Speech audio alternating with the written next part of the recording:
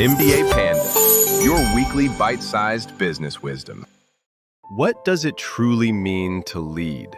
Not manage, not control, not command, but lead with courage, with heart, with humanity.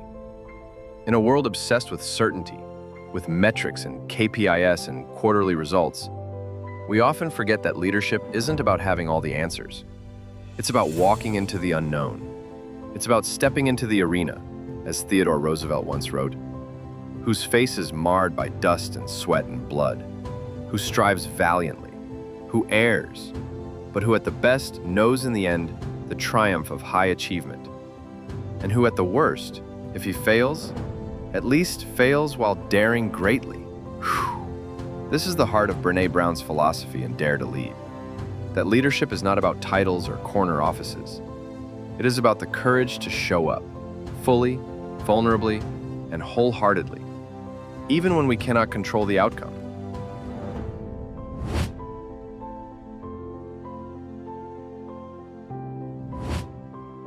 For more than 2 decades, Brené Brown has studied vulnerability, shame, courage, and connection. But Dare to Lead emerged from a deeper realization that the very qualities we often try to hide at work are the ones that make leadership truly transformative. It began with a simple question she asked 150 global leaders. What, if anything, needs to change about the way people are leading today? Their answer was almost unanimous. We need braver leaders and more courageous cultures. But when Brown asked them to name the specific skills that underpin brave leadership, most could not. They saw courage as a personality trait, something you either had or you didn't. And yet, these same leaders could passionately describe what was going wrong in their organizations. Avoidance of tough conversations, fear of risk and innovation, perfectionism and blame, silence around diversity and inclusion. Brown's conclusion was simple but profound. Courage is not a character trait. It is a collection of skills that can be taught, practiced, and measured. And so, Dare to Lead was born, not as a lofty theory, but as a practical playbook for how we too can become daring leaders.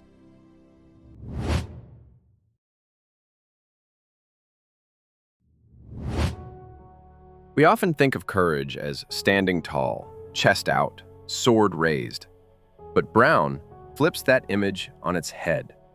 You can't get to courage without rumbling with vulnerability. Embrace the suck. Vulnerability, she explains, is not weakness. It is the feeling we experience during times of uncertainty, risk, and emotional exposure. It's walking into a difficult conversation, not knowing how it will end. It's launching a bold idea that might fail. It's telling your team, I don't have all the answers, but we'll figure it out together. In Brown's research, there wasn't a single example of courage that didn't require vulnerability.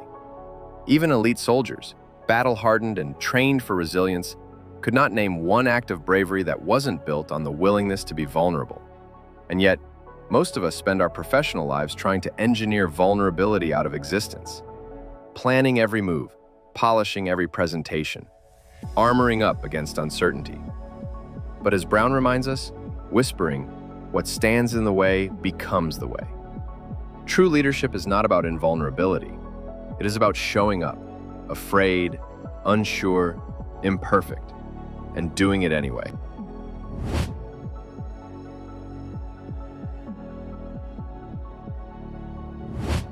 There is a law of leadership as immutable as gravity. If you are brave enough, often enough, you will fall. Daring, Brown writes, is not saying, I'm willing to risk failure. Daring is saying, I know I will eventually fail, and I'm still all in. This is the physics of vulnerability. And yet, most organizations are allergic to failure. We punish mistakes. We reward perfectionism. We equate failure with incompetence. And in doing so, we rob people of the very conditions needed for growth. One of Brown's most powerful insights is the idea of the square squad, a tiny list of people whose opinions of us truly matter. When we define ourselves by what everyone thinks, she writes, It's hard to be brave. When we stop caring about what anyone thinks, we're too armored for connection. The goal is to find the middle ground. Seek feedback from those who love you because of your imperfections, not despite them. And when criticism comes, as it inevitably will, Brown advises, let what's unproductive and hurtful drop at the feet of your unarmored self. Cruelty is cheap. Step over it and keep daring. The truth is, failure is not the opposite of success. It's the foundation of it. To lead courageously is to accept that you will fall and to rise stronger every time you do.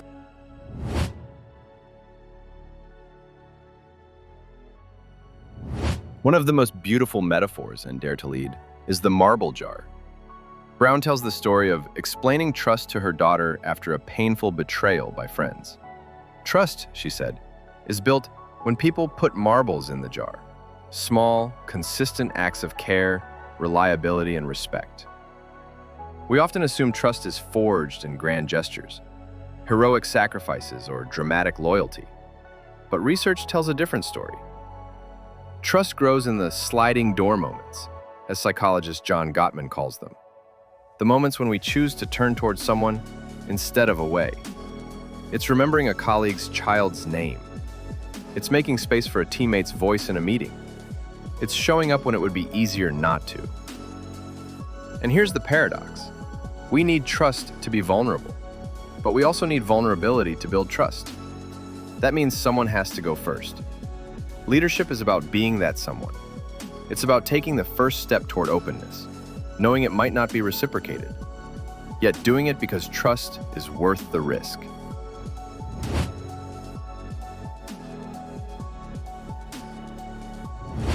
Walk into any corporate lobby, and you'll see them. The glossy posters proclaiming integrity, innovation, teamwork. But as Brown notes, thoughtful organizational values are gauzy and assessed in terms of aspirations rather than actual behaviors. Values that live only on the wall mean nothing. Values that are lived, taught, measured, and evaluated change everything. Who we are, Brown writes, is how we lead. That means leadership starts with self-awareness and self-love. It requires stripping away the armor, the defensiveness, the perfectionism, the cynicism that we use to protect ourselves. And it means aligning our actions with our deepest beliefs, even when it's uncomfortable. Brown shares a story from a workshop with bankers who insisted that vulnerability had no place in a compliance-driven industry. So she asked them, thoughtful, what's your biggest challenge? Their answer, ethical decision-making. And then she posed one more question, surprised. Has anyone here ever stood up to a team and said, this is outside our values?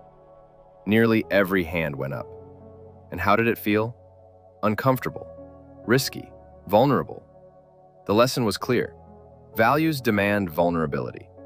They require us to speak up, even when it's unpopular. They call us to hold the line, even when it costs us. And they remind us that leadership is not about avoiding discomfort. It's about choosing integrity over ease.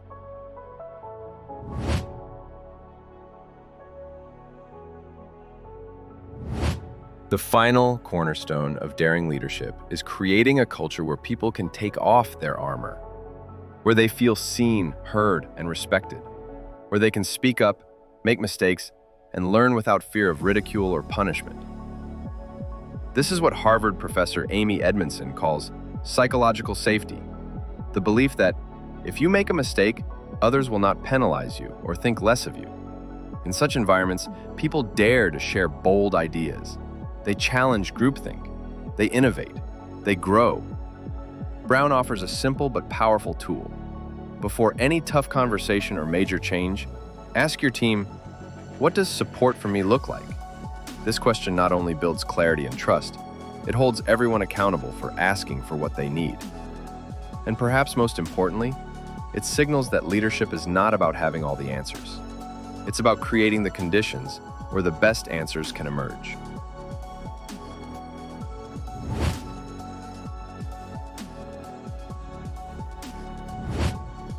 At its core, Dare to Lead is not a book about power. It's a book about humanity. It's about remembering that the people you lead and the person you are not defined by titles, metrics, or resumes. They are defined by courage. Courage to show up when the outcome is uncertain. Courage to speak hard truths when silence would be safer. Courage to lead with empathy in a world that rewards detachment. And above all, courage to take off the armor. To lead not with invincibility, but with vulnerability. Because as C.S. Lewis reminds us, to love at all is to be vulnerable. And leadership, at its essence, is an act of love for people, for purpose, for possibility. So step into the arena. You will get knocked down. You will be criticized from the cheap seats. But you will also rise, stronger, braver, and more whole than before. And in doing so, you will create the kind of leadership the world desperately needs.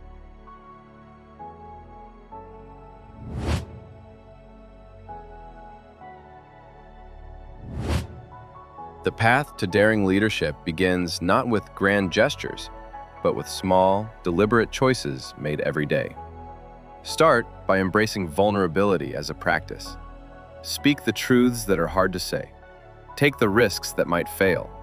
And allow yourself to be seen even when it feels uncomfortable. Reframe failure as a necessary teacher rather than a final verdict. Each fall is an invitation to learn, adapt, and rise stronger. Build trust patiently through consistent small actions. The follow-throughs, the listening, the moments of genuine care that accumulate over time. Live your values not as abstract ideals on a wall, but as daily behaviors you hold yourself accountable to, even when they require uncomfortable conversations or difficult decisions. And above all, create environments where others can show up bravely too. Spaces where questions are welcomed, mistakes are treated as opportunities, and support is defined and offered openly. Leadership is not about fearlessness. It is about moving forward with courage despite fear. The world doesn't need flawless leaders. It needs leaders who are brave enough to lead with their whole hearts. Thanks for watching MBA Panda. If you found this helpful, don't forget to like, subscribe, and share it with a friend who loves business insights. If there's a business lesson or topic you'd like us to cover next, drop it in the comments below. We'd love to hear from you. Until next time, keep learning and keep growing.